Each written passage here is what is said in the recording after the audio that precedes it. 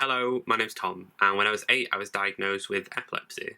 I lived with the condition for about 10 years, but never remembered any of my seizures. So about 2 years ago, I interviewed my parents, asked them a series of questions to try and reconstruct the parts of my life that I just didn't remember. Then, earlier this year, I used those recordings to make a piece of theatre. Now, I can't do that piece of theatre for you here, but I do want to borrow 5 minutes of your time to share with you a condensed version of my story. For as long as I can remember, I wanted to be an astronaut. But when I was 8, something changed. It was one night when I was on a camping holiday with my dad. But we were in tent, both in the sleeping bag, sharing one big one. I got up to go to the toilet, and when I come back, I got into bed, and I thought I'd disturbed you. And I was facing me, I got me back to you, and you started to kick me back. And I kept saying, "Tom, what you doing? Wake up." I didn't know at that stage what were happening. It was like you were choking, like. And by this time I've jumped up and I've thought, I can't cope in this tent, so I started to pull you outside in sleeping bag. I got you out through the tent door, but then you just stopped breathing. And then I really panicked then. I picked you up and I set off to run to reception at campsite, and about only 10 yards I thought, there's nobody there, it's 7 o'clock in the morning. So I stopped and I tried to resuscitate you, but I didn't really, because I was panicking, I couldn't do it properly. So I started shouting. At this point, a fireman camping with his kids a few tents away woke up and started to do CPR on me. As it turned out, ambulance were there in 2 minutes. Although we were trying to resuscitate you, you weren't breathing on your own. When they come, they started to put you on oxygen and you started to breathe a little bit.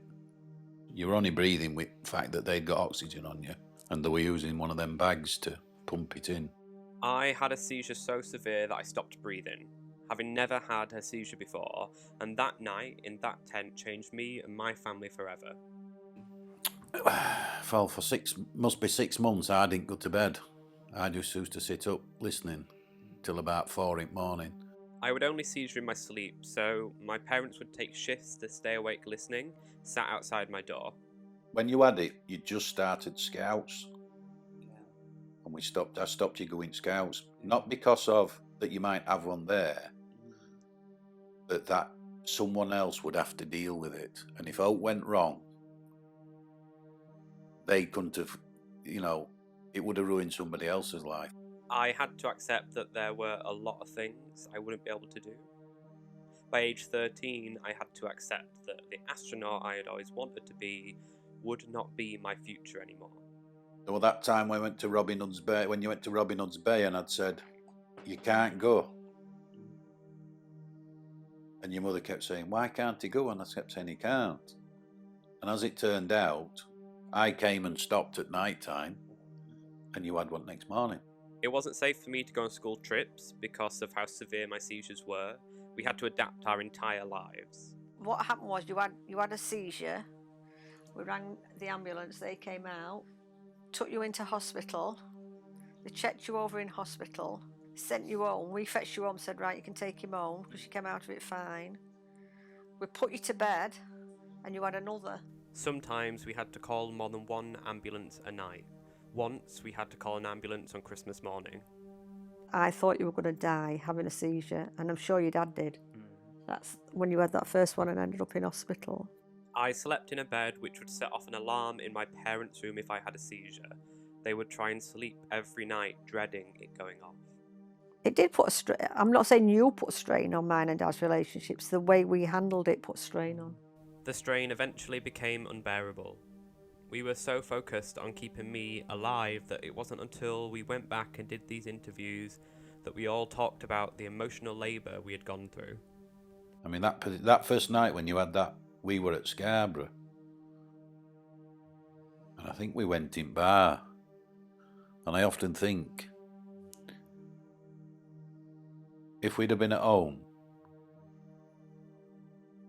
and say me and your mother had been out and both had a drink, we probably would have just slept through it. I wouldn't have survived that first seizure if it wasn't for the ambulance service, and I wouldn't have survived the next 10 years if it weren't for the NHS. It's a fact of the matter is that day in that tent changed everything about me. I wouldn't be here if it weren't for the NHS. I probably would have died in a field in Scarborough when I was 8. And I mean, you probably guessed by now that the reason I'm making this video is to show how important the NHS is, considering there's a general election next week. But I think there is something else that this show has taught me.